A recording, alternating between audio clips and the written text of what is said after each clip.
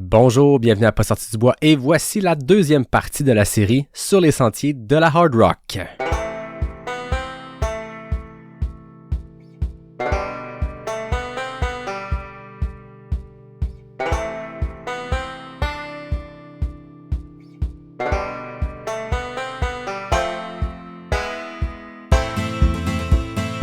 La Hard Rock 100 est probablement la course la plus difficile d'ultra qui existe dans le monde.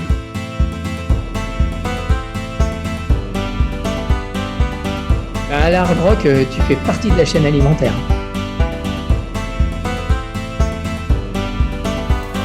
I'm so excited that Hard Rock gets to happen this year.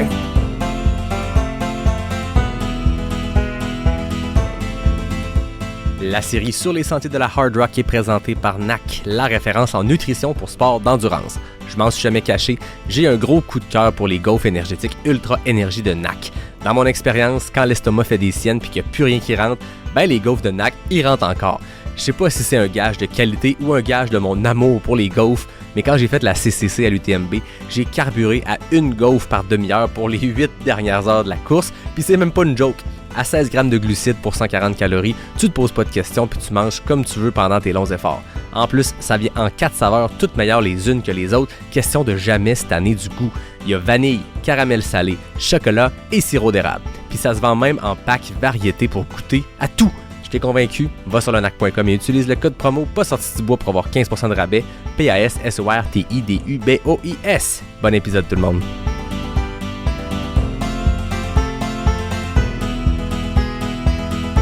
You're now a hard rocker. Yes, you're now a hard rocker. Yeah. Bonjour tout le monde, bienvenue à cette deuxième partie de la série sur les sentiers de la hard rock. Je suis présentement en déplacement, tranquillement mais sûrement. J'arriverai à Silverton, dans la région du Colorado, dans les San Juans, la chaîne de montagne des Rocheuses qui passe par le Colorado, là où a lieu la Hard Rock 100, la course qui va nous intéresser pour les prochains épisodes. En fait, c'est la partie 2, normalement de 8. Je pense que ce qui va être intéressant, ça va être d'avoir des entrevues, puis il y en a une dans l'épisode d'aujourd'hui, bien sûr. C'est drôle parce que c'est comme la dernière fois que j'ai un contrôle sur le moment de diffusion, sur la qualité du Wi-Fi ou du réseau que j'obtiens, parce que plus on s'approche de Silverton, plus on s'éloigne de Denver, qui est, disons, le centre-ville du Colorado. Moins c'est certain de la qualité du Wi-Fi que j'aurai pour pouvoir vous diffuser les épisodes. Donc, sur papier, c'est une série de 8 épisodes en 8 jours. Dans le concret, peut-être qu'il y aura un peu de mouvement de ce côté-là, mais soyez certains, vous aurez 8 épisodes dans la série sur les sentiers de la hard rock. Peut-être que ça dépassera un peu la fin de semaine de la course avec une finale avec des meilleurs extraits. Selon le Wi-Fi que j'ai réussi à obtenir, c'est ça la beauté. C'est ça. Certains pourraient le voir comme une contrainte. Moi, je le vois comme la beauté de cette région-ci. Je pense que c'est une des raisons pourquoi aussi il y a autant de gens qui aiment venir faire soit cet événement-là ou soit faire du plein air au Colorado. C'est le côté très reculé. Ça vient avec le bon côté qui est de pas avoir du réseau cellulaire en tout temps. Ça vient aussi avec la petite contrainte quand on tente de faire un podcast puis de donner des suivis de course, que ce sera peut-être un peu aléatoire ou un peu avec délai. Mais vous m'en excuserez, puis je pense que vous comprenez tout à fait parce que c'est la beauté de la hard rock dans le fin fond des montagnes du Colorado. Avant qu'on passe à la portion entrevue de cet épisode-là, parce que je suis très, très, très heureux d'accueillir, après avoir accueilli un gagnant de la Hard Rock lors de la première partie de la série, là, on accueille une gagnante de la Hard Rock. Avant qu'on passe à cette portion-là, je pense que parfois, peut-être à travers le voyage, je vous ferai une portion plus journal de voyage par rapport à une réalité ou une situation ou une anecdote qu'on vit ici. On est en famille, donc avec ma blonde, mon petit gars de 16 mois et ma mère qui vient de tomber à la retraite, qui commençait en force en venant dans le Colorado avec nous. En fait, on a beaucoup parlé d'acclimatation à l'altitude lors de la série En route vers Hard Rock avec Richard, parce que pour les coureurs, pour les athlètes qui se lancent sur la Hard Rock, c'est une contrainte, c'est un défi de s'acclimater à l'altitude. Mais dans les jours avant de partir, je me suis comme dit, ouais, mais là, un bébé, est-ce que ça vit aussi bien ou aussi mal avec l'altitude qu'un adulte? Parce que veut pas, on se rendra pas jusqu'à Handy's Peak à 4000 quelques mètres pour couvrir la course ou pour faire une rando avec le petit, mais ça demeure qu'on va aller dans des villes, dans des endroits qui frôlent les 3000 mètres d'altitude avant même d'avoir commencé à faire une rando qui risque de monter un petit peu. Donc, je suis allé lire là-dessus parce que, bon, c'est important de réfléchir à ça. Avec un bébé, je sais pas comment ils peuvent vivre avec l'altitude. J'ai été sécurisé. On m'a confirmé que, passé l'âge de 3 mois, un bébé va vivre l'altitude puis va avoir les conséquences ou les symptômes de la haute altitude qui vont être similaires à un adulte. C'est-à-dire, c'est assez aléatoire. Certains le vivent un peu plus que d'autres. Certains, dès 2500 mètres d'altitude, vont vraiment le sentir avec des symptômes. D'autres, ça va prendre un peu plus de mètres d'altitude avant de vraiment ressentir les effets de l'altitude. Ce que je lisais, c'est que en bas de 2500 mètres d'altitude, sans être à l'effort, mais seulement le fait de vivre, pas de faire une séance d'intervalle en zone 5, mais vraiment juste de vivre. En bas de 2500 mètres, la majorité des gens le sentiront pas ou peu. Peut-être en montant un escalier, on va sentir que, oh, il me semble que j'ai un peu moins de souffle que d'habitude, mais concrètement, quand on parle d'effet d'altitude, de mal de tête, de nausée et tout, en bas de 2500 mètres, c'est assez rare que ce soit pour un adulte ou pour un bébé de 16 mois dans mon cas. Puis après ça, ben c'est là que entre 2500 et 3500, il peut avoir justement un début d'effet qui serait normal puis qui demanderait peut-être une petite acclimatation. Je pense que pour un adulte, ça peut très bien se vivre, mais c'est sûr que j'ai pas envie de faire subir ça à mon gars si pendant quelques jours il file vraiment pas. On s'est comme rendu compte que naturellement notre itinéraire va faire que on va s'acclimater tranquillement. Donc, on débarque à Denver, qui, je pense, est autour de 1500 mètres. Puis la première nuit, on dort dans une ville qui s'appelle Gypsum, qui est à 1900 mètres. Puis ensuite, on se rend pas tout de suite à Silverton. Il faut savoir que Silverton, la ville, le camping où on va vivre pendant une semaine, c'est plus de 2800 mètres d'altitude. Donc, il y a quand même une petite possibilité que moi, ma blonde, ma mère ou notre bébé ressentent les effets de l'altitude. Mais on passe quand même, avant ça, une nuit à Ouray. Donc, c'est une ville où la course passe, qui est le point le plus bas de la course. Étrangement, quand je vais vous dire l'altitude, vous allez vous dire, ouais, ben, point le plus bas de la course. C'est haut pareil. C'est à 2300. Fait que, arrivé à Denver à 1500, Gypsum, la première nuit à 1900, ensuite, Ouray à 2300. Ça fait un semblant d'altitude, on sent qu'il va y avoir une progression, un semblant d'acclimatation à l'altitude. On sent une certaine progression jusqu'à Silverton, qui sera à 2800 mètres. Puis, bon, ce que j'ai dit à ma blonde, à ma mère, c'est que on verra les effets de l'altitude. Si nous, en tant qu'adultes, on ressent un certain réconfort, on verra si ça se gère, puis on le gère. On est des adultes, puis on prendra, je sais pas, une petite Advil ou un petit quelque chose qui pourra aider. Une gorgée d'eau, coudon, peu importe ce qu'on a besoin.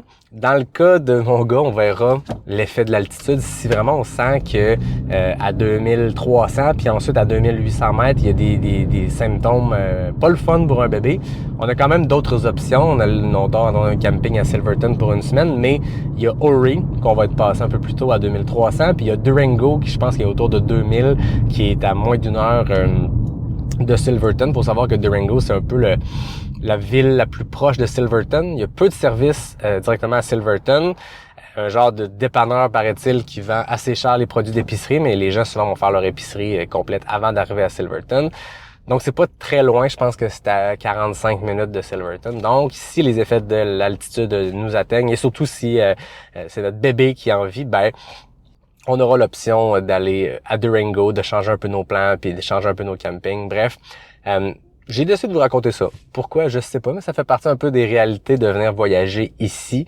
Il y a l'acclimatation à l'altitude pour les athlètes qui se lancent sur la Hard Rock. Il y a l'acclimatation à l'altitude pour les gens qui viennent faire du plein air ici. Mais c'est quand même fou quand on parle de des villes, là où les gens vivent, des villes où on va camper, où on va vivre notre vie avant même d'aller faire du sport, avant même d'aller faire du plein air. Et déjà, ces villes-là sont dans une altitude qui pourrait mener à des symptômes.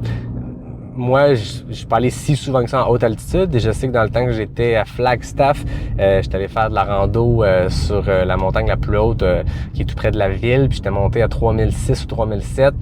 À l'effort, bon, je le ressentais, mais j'avais pas eu de contre-coup, de mal de tête et tout. Mais bref, à suivre de ce côté-là quand on arrivera à Silverton si on vit l'altitude. Donc, c'était la portion journal de voyage de cet épisode. Il y en aura peut-être d'autres plus tard dans la série à suivre selon ce qu'on vivra. J'ai la chance d'avoir été invité à la projection, en fait, du film de Courtney Dauwalter qui porte sur sa saison 2023. On le sait, Courtney Dauwalter, en 2023, a fait un enchaînement de courses assez fou qui s'est amorcé avec un record du parcours à la Western State et une victoire, bien sûr. Ensuite, un record du parcours et une victoire à la Hard Rock 3 semaines plus tard. Et 6 semaines plus tard, une victoire à l'UTMB. Donc, Alexis Berg, le photographe que j'ai reçu au podcast, a réalisé un film sur cet enchaînement, cet été complètement fou de Courtney Dauwalter. Et la grande première mondiale de ce film aura lieu dans le cadre d'un festival de films de trail qui a lieu à Ouray. Ce soir, au moment où l'épisode sera diffusé, donc le mardi soir à Ouray, je vais y assister avec 3 personnes que vous connaissez bien parce que je les ai reçues au dernier épisode de la série En route vers Hard Rock. Donc, Richard Turgeon, la légende, Francis Picard et Michael O'Farrell. On va tous se rejoindre à Ouray.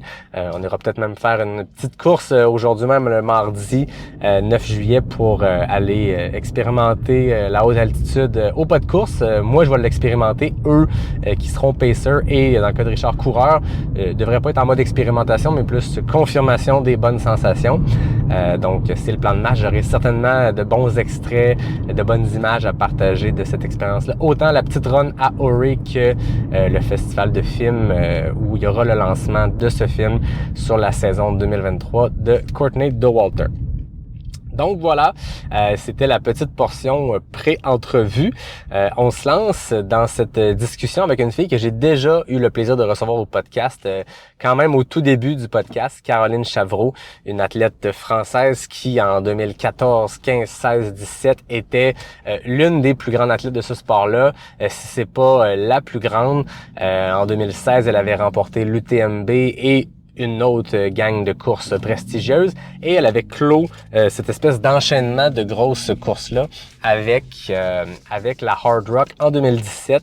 Une course, vous allez l'entendre, qui a été déterminante, qui a été un point tournant dans sa carrière et souvent, quand on parle de point tournant dans une carrière, c'est vers du positif.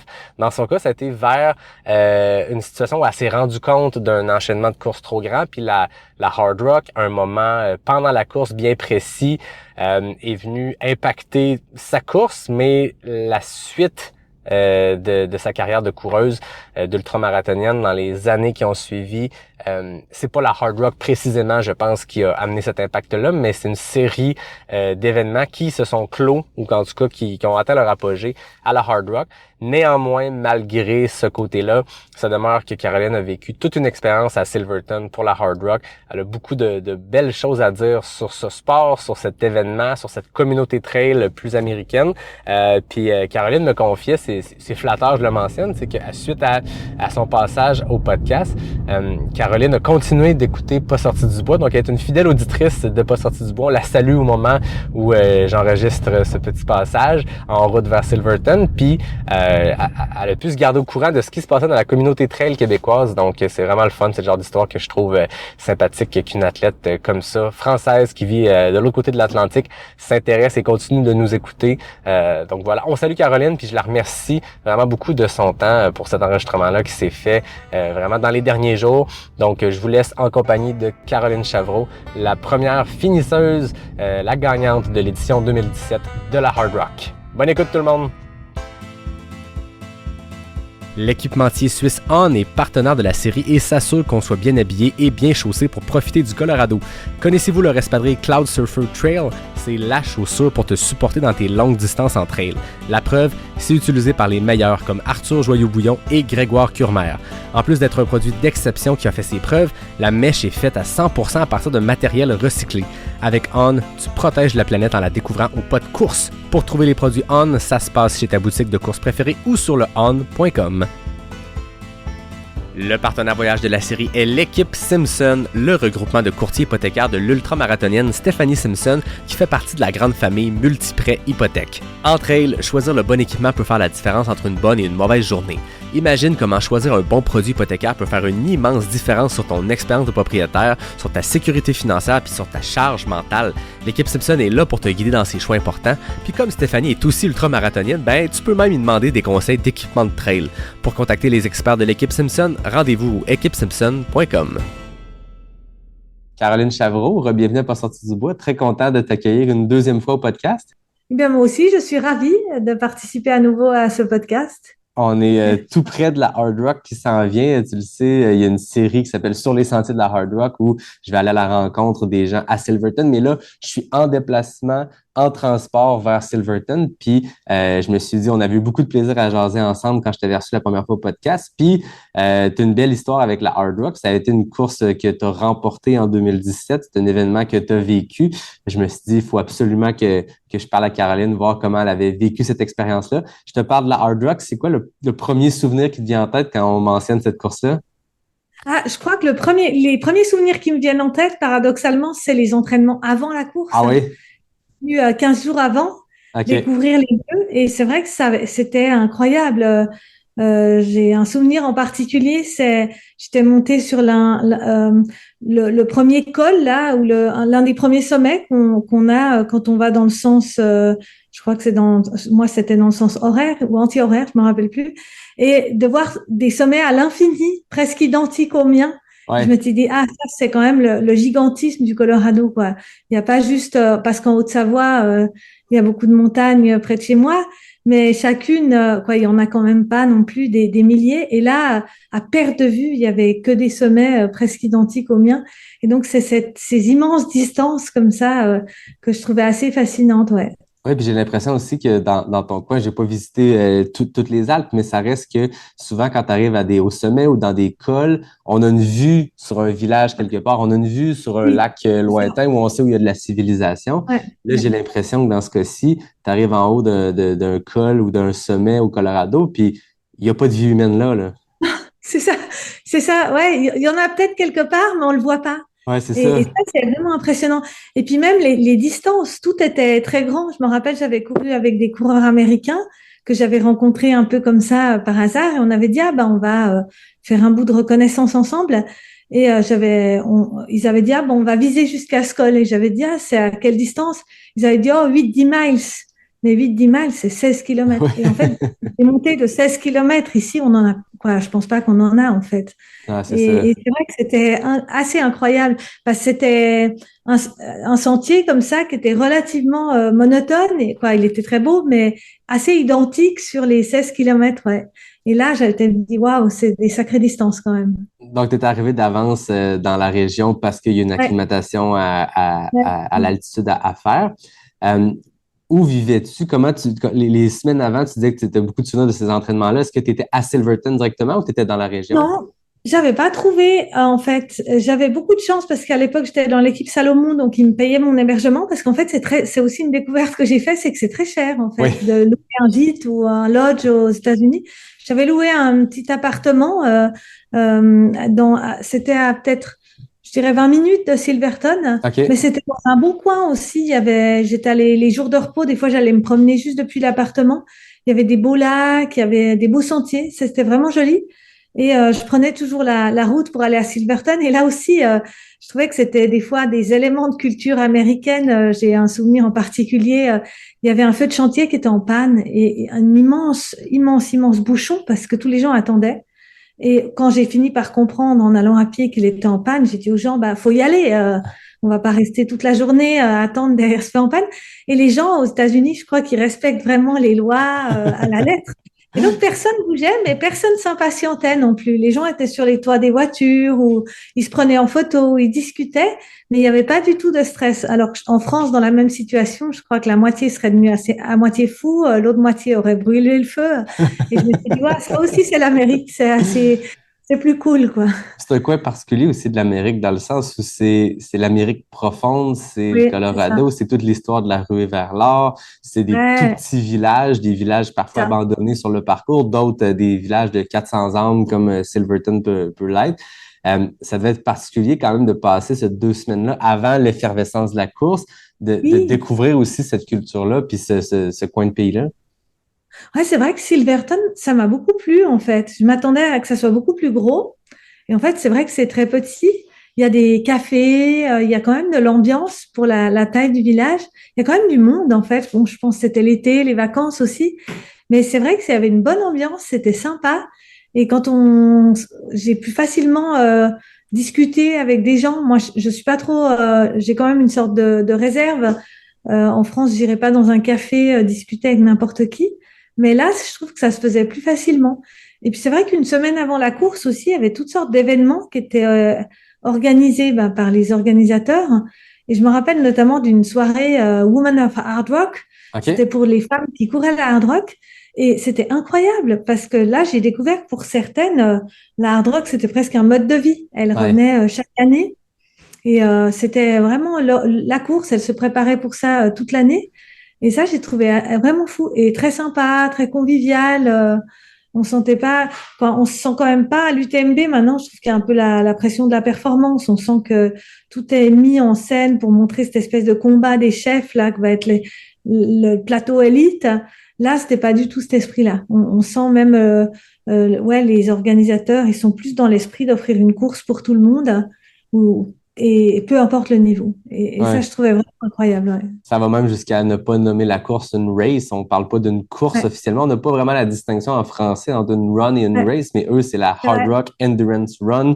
On Ouais, célèbre pas les gagnants de la même façon que d'autres courses. Il n'y a pas une cérémonie pour non, honorer. C'est vraiment, il y a les premiers finishers et il y a le mid-pack, il y a les derniers finishers, puis on célèbre tout le monde du premier au dernier. Puis je ouais, pense c'est que vrai. c'est caractéristique de peut-être la culture américaine du trail nord-américaine, puis la hard rock en fait partie, puis il est vraiment au-devant de cette culture-là, puis il a clairement mis, avec la Western State, avec la Leadville, avec ces vieilles courses-là, a comme mis les bases de ce qui est le trail aujourd'hui, là. Ouais, c'est vrai. Bah, même le règlement, il tient, je crois, en 15 points, dont ou 3, c'est no whining. Oui, Il ne faut pas se plaindre, quoi. Et c'est assez cool. Et en fait, je trouve assez drôle. Ça, c'est aussi quelque chose à laquelle des fois je pense souvent. Je trouve que ça offre un certain contraste, quoi. Ça représente assez bien l'Amérique. C'est que c'est à la fois des gens très cool, mais aussi assez rigides. ouais. Et on se demande comment, dans un pays où on fait un procès pour tout et n'importe quoi, on peut organiser une course encore où c'est à chacun de prendre son matériel, en fait. Chacun doit se Pas de gérer, matériel hein. obligatoire, pas de Complètement. règles Et ça, c'est compliquées. incroyable. Moi, Ouais, j'avais pris du matériel. D'ailleurs, quand il y a eu le gros orage, je n'ai pas pris assez. Enfin, quand il y a eu le très, très gros orage, je me suis dit que j'en avais pas pris assez. Bon, finalement, j'ai traversé l'orage et ouais. ça a été. Mais c'est vrai que sur le moment, j'ai presque eu peur à un moment. Mais je trouve ça assez bien. Ça responsabilise les gens. Et il y a cette espèce de liberté comme ça. Ben voilà, on participe à cette course. On sait qu'on va être seul sur des grandes distances. En même temps, quand il y a des gens, il y a une ambiance incroyable, quoi. Assez une course unique, je pense. Ouais. Si je devais refaire un ultra trail, ça serait peut-être celui-là, ouais. Ah ouais, celle-là, ça t'a marqué, t'as le goût d'y Ouais, revenir.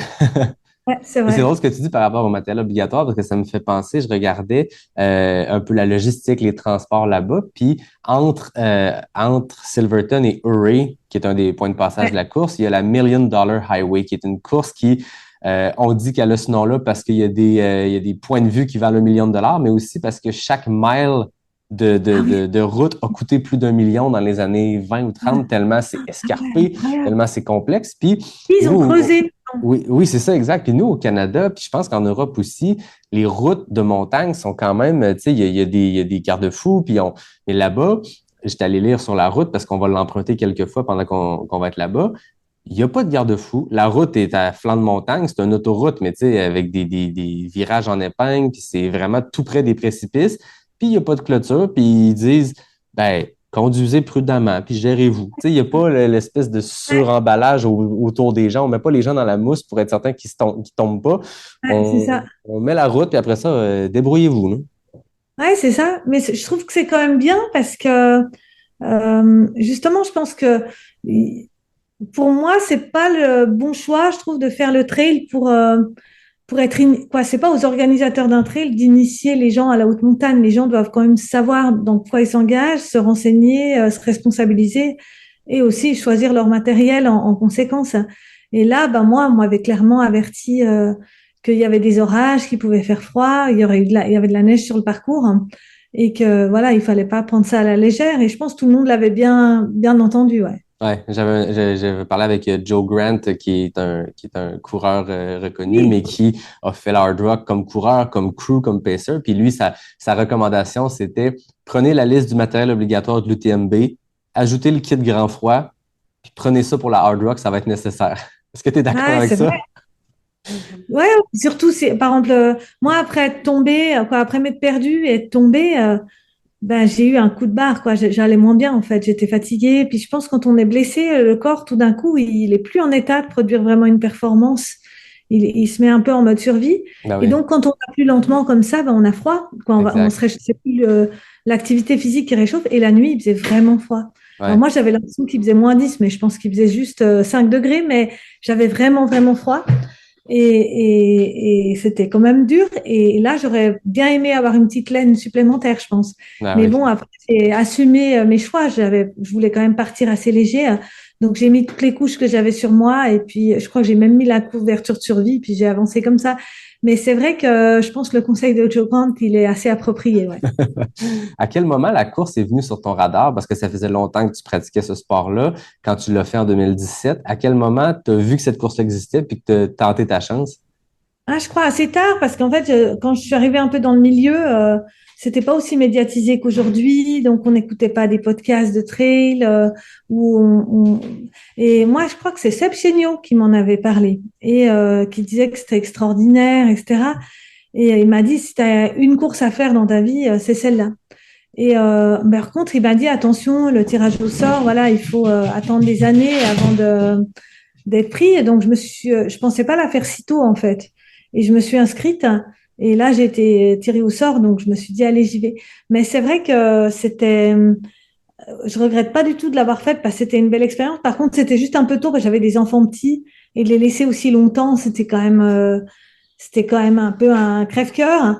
Mais en même temps, ben, on pouvait pas y aller en famille. C'est vraiment trop cher, ouais. Ouais, c'est Entre ça. l'avion et le logement, c'était juste inimaginable, ouais. Ouais, ben, c'était l'expérience d'une vie, t'as été pigé, fait que tu te dis, bon, ben, faut le Ouais, faire. C'est drôle. Pour, il faut y aller. Ouais. pour me préparer à notre entrevue aujourd'hui, je suis juste retourné lire des articles de 2017 qui résumaient la course, puis je lisais qu'à un moment, tu as eu un coup de dur, puis justement, après t'être perdu, quand tu avais fait une chute, ça allait moins bien mentalement dans la course pour poursuivre, Ouais. puis tu avais raconté en entrevue que tu t'étais dit, c'est tellement difficile de rentrer à la Hard Rock, c'est tellement difficile d'avoir un ticket ici, qu'il faut que je termine la course, puis finalement, bon, tu Ouais, l'as c'est ça. terminé, puis tu as été la première à la terminer. Mais ce qui était un peu un regret, c'est que je pense que j'étais dans la forme de ma vie. Ah oui? Je veux dire, le temps que j'ai mis à la fin, et quand je pense à tout le temps que j'ai perdu en me perdant, plus l'épuisement que j'avais, bah, finalement, je me dis que j'aurais pu faire facilement, je pense, 3 heures de plus rapide. Ah Donc, ouais. j'avais la forme de ma vie, ouais. En fait, j'ai un organisme qui s'habitue assez bien à l'altitude. Une fois, j'avais fait des tests parce que j'avais fait une expédition dans le Kirghizistan. Et j'avais dû aller faire des tests un peu pour voir parce qu'il y a des gens qui s'acclimatent bien et d'autres moins bien. Et moi, je m'acclimatais vraiment bien. Et c'est vrai que passer les premiers jours à Silverton, qui était un peu dur parce que je revenais du Lavaredo Ultra Trail, plus le décalage horaire, plus l'altitude, ben après, je courais aux mêmes allures que ici en plaine, hein. Ah ouais. Et donc, je pense que quoi, ça me gênait pas du tout l'altitude. Et jusqu'à Auray, j'étais vraiment en forme.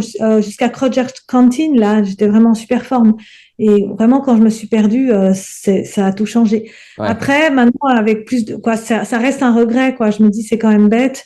C'est pas, j'avais pas, quoi, c'est le seul endroit qui était un peu compliqué à aller repérer. Il aurait fallu que quelqu'un me fasse la navette. Puis je me suis peut-être pas assez démenée j'ai peut-être pas osé assez, vu que j'étais toute seule à toquer aux portes pour demander. Donc c'est vraiment la seule petite portion de course que je n'avais pas repérée. Et puis je pense qu'il y avait un balisage un peu léger. D'ailleurs ils sont allés rebaliser après moi. Je crois qu'il manquait une balise. Et donc après moi ils ont balisé. Donc ça reste un regret. Mais maintenant avec le recul, je retiens surtout la belle expérience. C'est vrai que je trouve que c'est une chance quand même d'avoir pu courir dans ces beaux paysages. mais aussi dans cette ambiance assez unique en fait. On sent tout de suite qu'on est les happy few là, on court qui pouvons courir quand les organisateurs, les bénévoles, ils sont aux petits soins pour nous.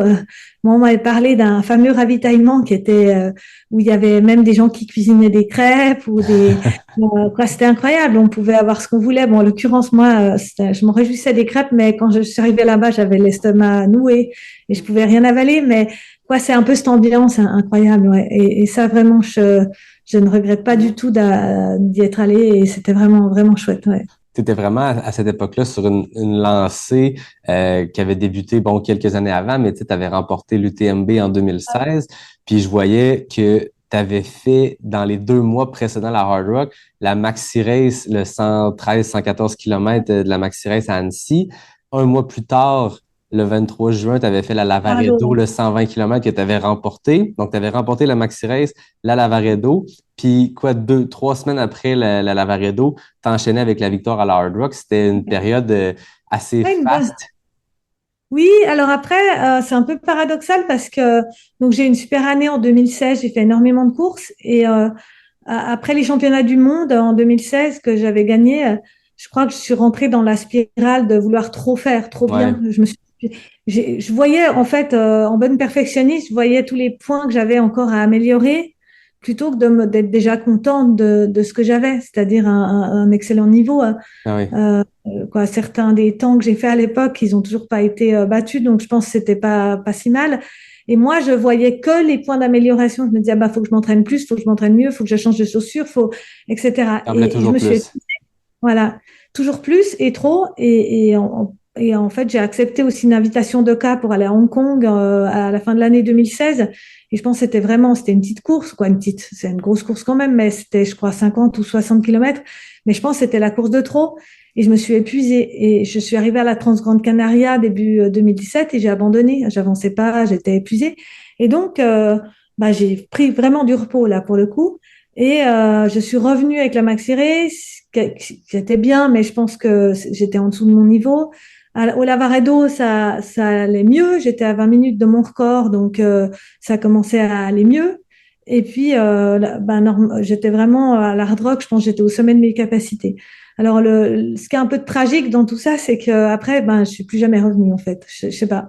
J'ai eu une succession de problèmes et d'épuisements qui ont fait que, en fait, la Hard Rock, c'est la dernière des courses où j'étais vraiment en état de performer. Après, oui, j'ai fait la Saint-Élion à la fin de l'année que j'ai bien réussi. C'est une course assez connue en France. Ouais. L'année suivante, j'ai encore fait une course en Autriche. Mais j'ai plus réussi à retrouver cette forme-là sans vraiment comprendre pourquoi. Parce que, l'épuisement, j'avais vu quand je me reposais, je revenais. Mais là, en l'occurrence, j'ai pas réussi à revenir, même avec beaucoup de repos et même.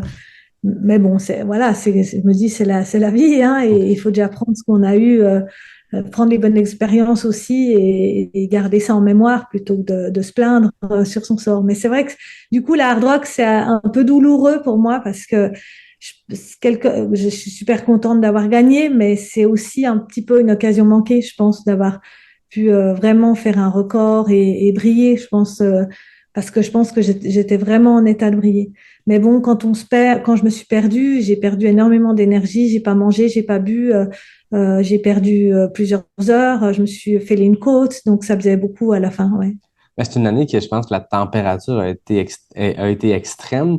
Puis, t'es pas la seule qui a eu des soucis physiques, de blessures, de mauvaises chutes. C'est l'année où, je sais pas si les gens se rappellent, Kylian avait terminé l'épaule disloquée en début de parcours. Donc, il avait couru la majorité du parcours en l'emportant avec le bras inséré dans sa veste d'hydratation pour pas que ça bouge. Donc, il avait couru avec un seul bras pour toute la course. Ensuite, c'est l'année où Adam Campbell s'était fait frapper par la foudre au sommet d'Andy's Peak. Il y avait un photographe aussi, je crois, qui avait été, ou un caméraman qui avait été frappé par la foudre. Ouais. Qui? Ouais. En tout cas, Philippe Reiter m'avait dit, je ne sais plus si c'était lui ou son ami, mais en tout cas, ils avaient pris la foudre. C'était mais extrême justement, comme condition. moi, j'étais allée plusieurs fois en Andy Peak avant, en repérage, et puis c'est un bel endroit, hein, c'est un très très beau sommet, magnifique. Donc j'y avais été plusieurs fois, et dont une fois avec Philippe Reiter de Salomon, qui m'avait dit mais là, le jour de la course, il y a souvent la foudre. Et il m'avait dit si jamais il y a un gros orage, fais gaffe, prépare-toi. Et en montant vers Andy Peak, mais c'est une très très longue montée en fait depuis le ravitaillement. J'étais en grande forme, et là tout d'un coup un orage mais diluvien, vraiment c'était affreux en fait, une pluie très très forte, que j'ai l'habitude de courir sous la pluie, mais là à un moment je tenais plus, j'avais trop froid, et j'en étais au stade où j'avais encore un autre kawaii dans mon sac, j'avais mis un kawaii, mais j'avais un autre kawaii dans mon sac, mais là j'avais trop froid aux mains, trop froid partout pour pouvoir manipuler en fait quoi que ce soit, même boire, etc. J'avais fermé la fermeture éclair de mon kawaii, donc je pouvais plus avoir accès à ma nourriture, à mon eau. Mais je me suis dit, la seule solution, c'est de monter, monter, monter. Et puis, quand j'arriverai au sommet, j'aurais plus qu'à descendre. Puis après, le sommet, il était à 10 km. Et heureusement, à l'approche du sommet, la pluie diluvienne s'est transformée en des éclairs, des orages, mais il pleuvait presque plus. Mais il y avait quand même du tonnerre, hein. Et là, je me suis dit, qu'est-ce que je fais, quoi? On m'avait toujours dit, bon, quand tu fais une course en montagne, faut quand même pas oublier que tu es en montagne. Le plus important, c'est la sécurité, c'est pas de gagner, c'est pas la victoire. Je me suis dit, allez, j'y vais quand même, quoi. Mais c'était incroyable, quoi. Il y avait du vent, de la tornade. Et là, je suis descendue, mais à bloc vers le ravitaillement. Et plus je descendais, plus je me réchauffais. Et à un moment, j'ai pu quand même boire, manger, enlever mon kawaii. Et je savais que j'étais en sécurité. Mais c'était vraiment, c'est la seule fois, j'ai fait pas mal de courses sous la pluie, dans des mauvaises conditions. Mais je crois que c'est vraiment la seule fois où je me suis dit, là, c'est limite, quoi. Il faudrait pas se blesser parce que, si je m'étais blessée dans cette montée, si je m'étais blessée dans cette montée sans pouvoir, là c'était fini, quoi. Il y a personne qui vient me chercher au milieu de la forêt, à 10 km du ravitaillement, 10 km du sommet, sans pouvoir prendre mon téléphone avec l'autre concurrent qui est 3 km derrière. C'est pas possible, en fait. Et là, je me suis dit, j'aurais peut-être dû, si c'était à refaire, je prendrais, je sais pas, des gants plus chauds, ou j'anticiperais un peu plus ce gros orage. Mais c'est vrai que c'était difficile à anticiper, ouais. Ouais, je pense que la montagne était prévisible, puis surtout en haute montagne, en haute altitude. Tu disais, la course, quand vous l'aviez commencé, c'était le beau soleil, puis ça donnait l'impression d'être une magnifique journée, puis finalement, ça a complètement changé en cours de route, là. Mais c'est ça que je trouve assez aussi sympa dans la hard rock, c'est il y a ce côté vraiment, on va en montagne, puis on doit avoir du respect pour la montagne, parce que c'est vrai que là, j'écoutais un podcast ce matin sur la bande AD+, là, et il parlait justement de ce sujet-là, et il disait, il y a beaucoup de coureurs, finalement, ils s'inscrivent à des trails parce qu'ils vont pouvoir suivre un parcours balisé, et sans forcément avoir de connaissance du milieu.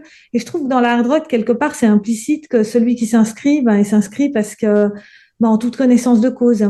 Et je trouve que c'est aussi quelque chose qui est quand même bien répété, qu'on nous dit, si on prend le temps de discuter avec les organisateurs, avec les gens, on le sait en fait, et quelque part on sait qu'on est on our own, hein, on doit compter sur soi-même. Et ça, je trouvais que ça donne aussi des bonnes sensations, je trouve, aussi dans la course.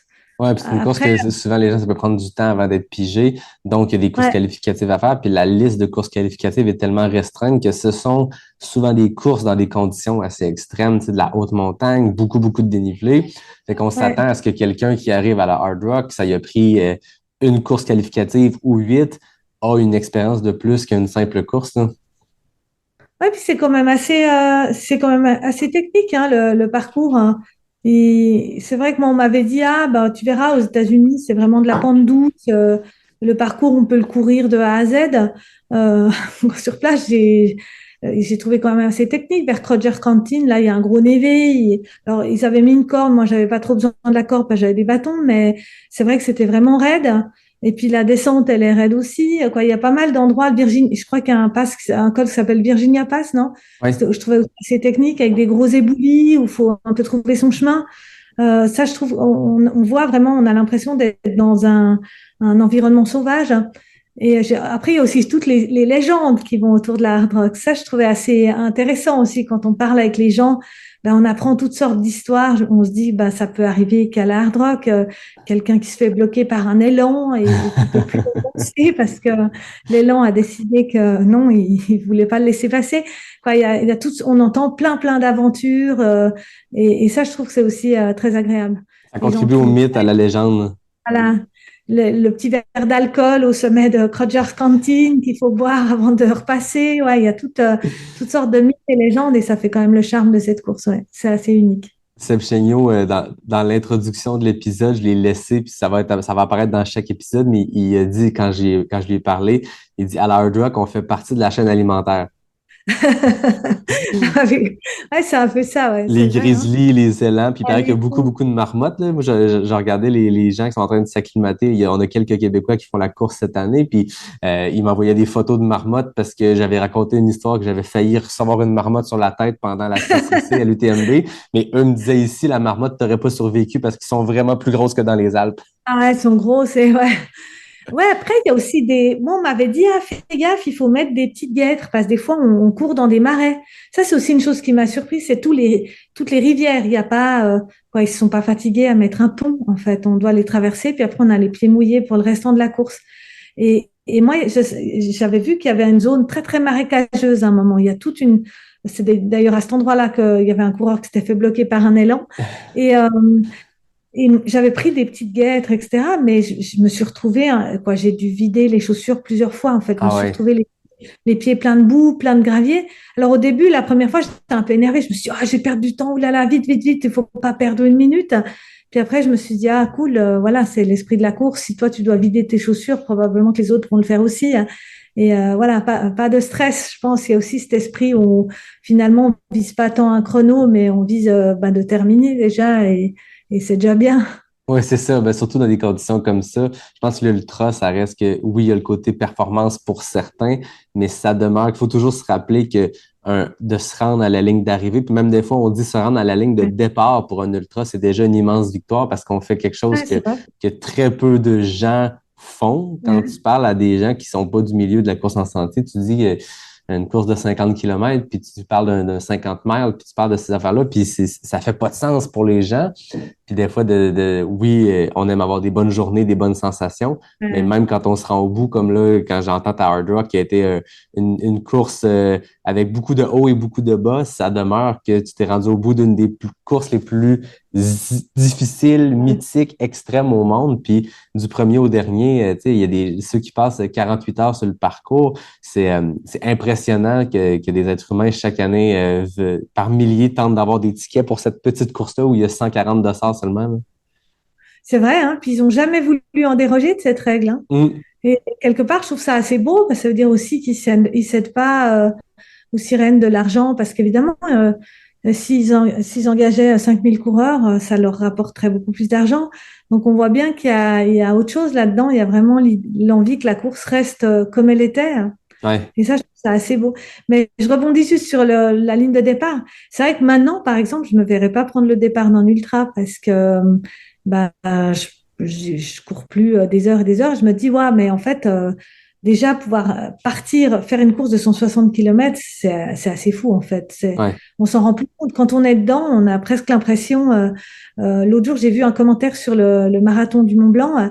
Et il y avait quelqu'un, je sais plus où exactement, mais qui qualifiait la course de course courte et nerveuse. Alors peut-être j'aurais pensé ça autrefois, mais maintenant, avec du recul, je me dis, 42 km et 2000 mètres, c'est pas court et nerveux, quoi. C'est déjà long et difficile. On est loin d'un kilomètre vertical. On se rend plus compte, en fait. C'est vrai que par exemple, ma fille, elle fait du demi-fond. Et donc, maintenant, je suis un peu plus dans ce milieu-là. Une course courte et nerveuse, c'est un 800 mètres, quoi. C'est pas un 40 km. Donc, on se rend plus vraiment compte, en fait. J'ai l'impression qu'on est dans une autre planète, les ultra-trailers, un peu. Ouais, il y avait une coureuse au Québec qui s'appelle Laurie, je l'avais entendu dire ça une fois, ça m'avait beaucoup fait rire, mais elle parlait, tu sais, dans le monde d'Harry Potter, je sais pas si t'es familière, mais tu sais, les sorciers entre eux, ils parlent des moldus, des gens qui ne connaissent pas.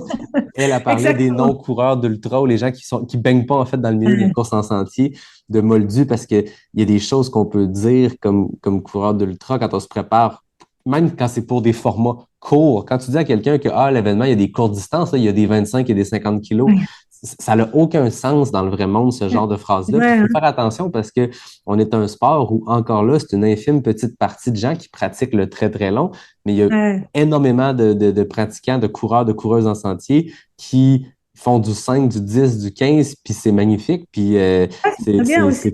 c'est parfait, en fait, ces distances-là, parce que tu peux t'amuser, puis tu peux réussir à marcher le lendemain sans avoir besoin d'assistance pour descendre C'est des ça. escaliers. C'est ça, ouais. Ouais, l'autre fois, j'ai fait une course de 6,5 km en ville, une course sur route. Bon, c'était une course de gros niveau, donc moi, j'étais un peu derrière, mais c'était incroyable, en fait, parce qu'on fait la course et le lendemain, quoi, le soir même, on est en pleine forme, on peut repartir même pour un footing. Ouais, c'est ça. Mais c'est aussi assez fun, en fait. J'ai pu découvrir que bah, le long, c'est vrai que ça fait des aventures, ça laisse des souvenirs pour la vie, mais faire des courses plus courtes, c'est un autre genre de fun, mais qui est bien aussi. Mais c'est vrai que des fois, ouais, il y a l'image des moldus, je la trouve très, très juste, hein, parce qu'en fait, il y a une espèce d'incompréhension, en fait. Les gens se disent, ou alors les gens disent, mais tu marches? Et si je leur dis, bah oui, je marche, ah, ils disent, ah, bah ça va alors. Ils Ouais. pensent que c'est juste une grande randonnée. Mais sauf que marcher quand c'est raide, quoi, marcher à la tête au vent quand on vient de terminer l'UTMB, bah, c'est pas si facile, ouais. Non, effectivement. Puis tu sais, il faut quand les gens demandent est-ce que vous arrêtez, est-ce que le chrono arrête? Non, non, le chrono continue, mais oui, on arrête, puis il faut. Puis même Ouais, si Mathieu Blanchard réussit à faire ça en 20 secondes, nous, les autres, des fois, on s'assoit un peu plus longtemps à un ravito, puis c'est nécessaire pour continuer. Mais c'est ça, il y a une fascination et une incompréhension, je pense, de ce sport-là ouais, c'est quand on vrai. baigne pas dedans, puis c'est normal, puis c'est correct, puis on est bien entre non moldus. Hein. Salutations à Laurie Girard, que j'avais entendu dire ça. Tu disais que ta fille est maintenant dans le demi-fond. Les enfants ont Ouais, grandi depuis, tu racontais que tu avais des jeunes enfants à ouais. l'époque de la Hard Rock et l'UTMB, mais là, les enfants sont rendus plus grands.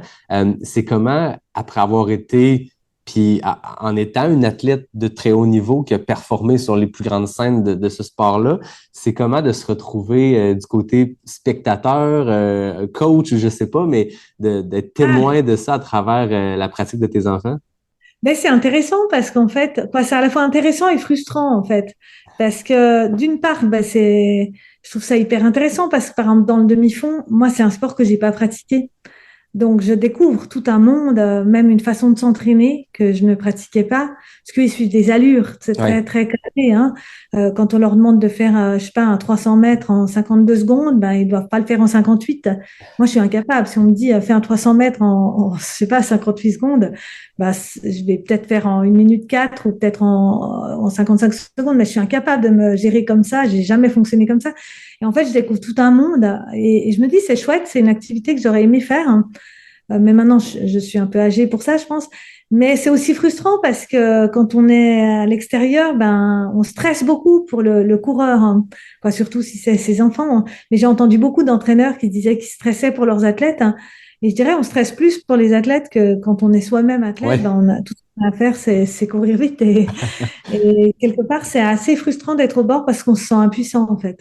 Ouais, c'est sûr que quand on est en train de le pratiquer, le sport, on maîtrise beaucoup des ingrédients, alors que je suppose que quand on est le parent sur le côté ou quand on est l'entraîneur sur le côté, on maîtrise la préparation, on est impliqué dans Ouais. la préparation, mais là, rendu le jour J de l'effort, Non. il n'y a rien qu'on puisse faire à part boire son café puis observer, là.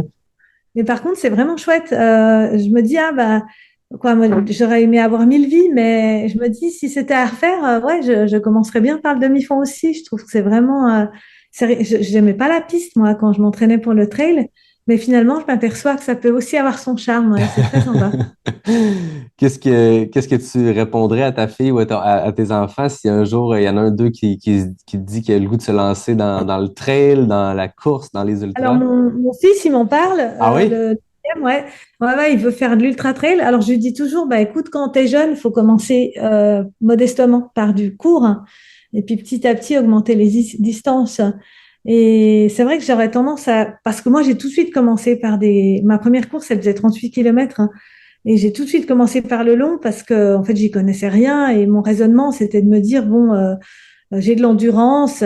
Si je fais une course trop courte, ben, il va y avoir des fusées qui vont me doubler. Alors que si je fais long, ben, ça ira mieux, quoi. Mais quelque part, j'avais pas non plus mesuré à quel point c'était dur. La première course que j'ai faite, j'étais pas vraiment préparée pour. Et je trouvais ça, ces 38 kilomètres, ils ont été longs, quoi. Et je me dis, pour les jeunes, bah, j'aurais envie de commencer par étapes, hein, et pas tout de suite viser, quoi. L'ultra, de leur dire que l'ultra, c'est pas une fin en soi. Il y a un espèce d'effet de mode, une hype, là, où on a l'impression que si on n'a pas couru un 100 miles, ben, on n'est pas vraiment un trailer, hein.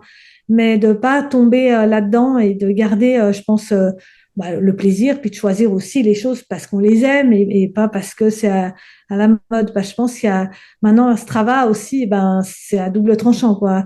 Moi, je connais quelqu'un, quoi, plusieurs personnes, et on a l'impression qu'ils veulent avoir un profil Strava avec le plus de kilomètres possible, mais des fois ça confine presque, quoi. Maintenant, de mon point de vue, ça confine presque un peu. Pas au trouble, mais on n'est pas très loin, quoi. Quand quelqu'un te court tous les jours 5 heures, bah, à un moment, on se demande, quoi. Moi, je me dis, où est le plaisir, quoi. Ouais.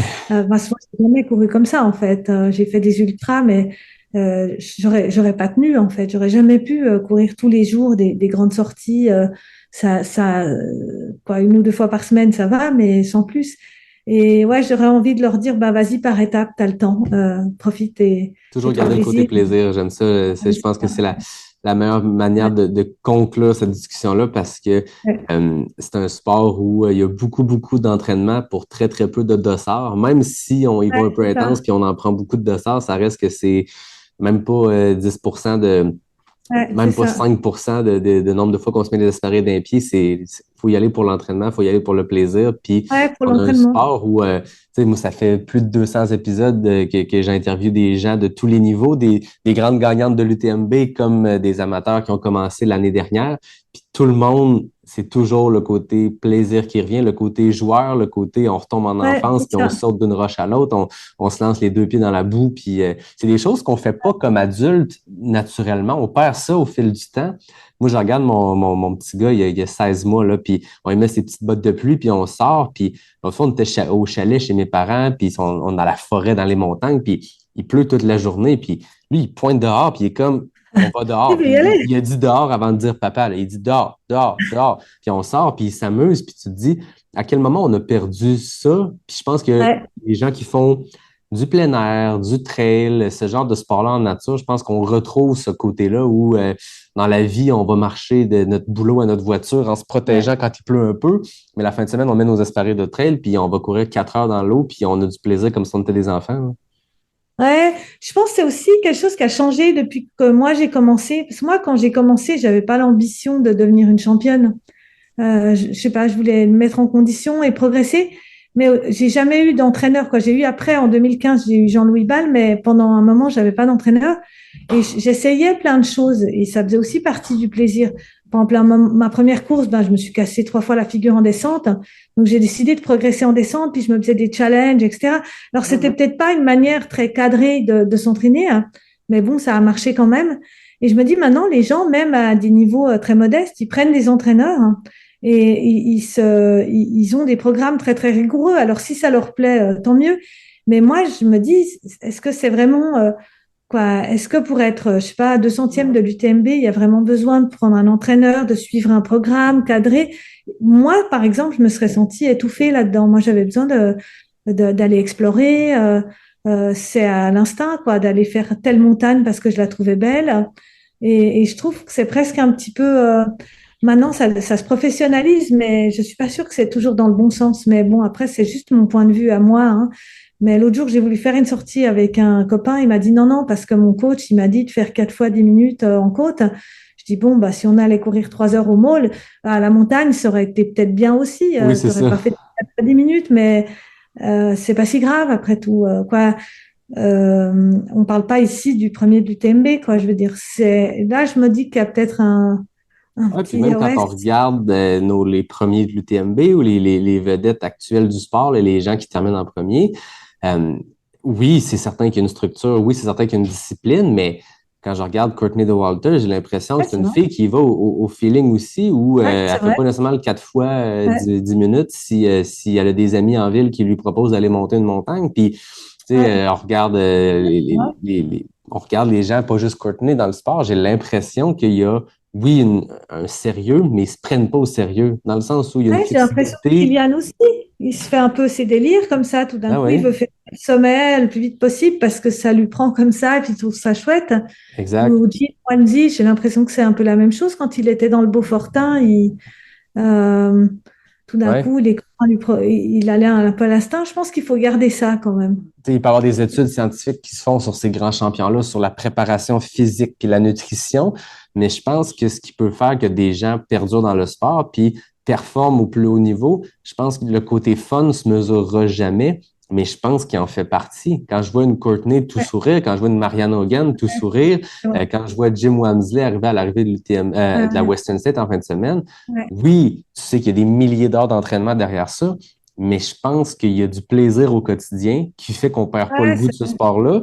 Puis je pense qu'il y a du plaisir le jour J de la course. Quand je voyais Katie Scheid en entrevue après la Western State, raconter qu'elle a tellement eu de plaisir à courir 80 km avec Simon Gosselin, puis elle a pu pratiquer son français. Tu te dis, elle a fait une des performances les plus éclatantes de l'histoire de la course.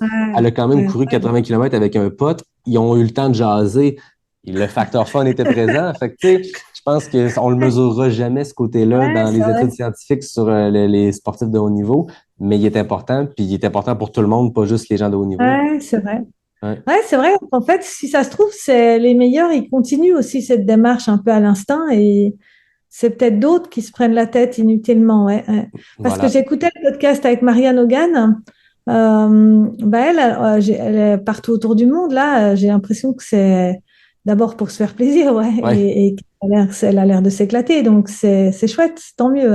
Exact. Tu sens que c'est des gens qui sont drivés par le fun et après ça, le trail, c'est le moyen qui leur permet d'avoir ce fun-là, mais c'est pas l'inverse de dire je vais tout faire pour le trail, puis le fun, quand il passera, tant mieux. C'est vraiment qu'est-ce qui me tente de faire aujourd'hui? On va aller faire du vélo, on va aller monter un col, go, on le fait.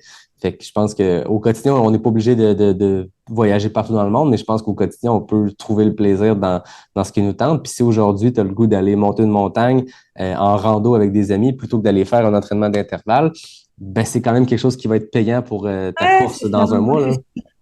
Je suis sûre que c'est ça. Je t'avais dit, on va se jaser 15-20 minutes de l'hard rock. Finalement, ça fait quasiment 1 heure qu'on jase. C'est toujours très, très, très plaisant de jaser avec toi, Caroline. Tu as une grande expérience dans ce sport-là. Tu as vu l'hard rock, tu l'as vécu.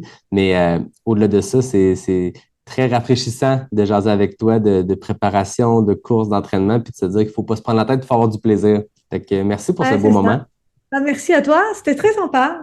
Et à la prochaine, j'espère. Oui, j'espère. Puis si un jour tu passes par le Québec pour voyager, il y a Maude Matisse qui vient de l'Europe, elle aussi a été dans les premières invitées du podcast comme toi. Puis je voyais qu'elle vient passer 2 mois. Elle passe 2 mois au Québec cet été.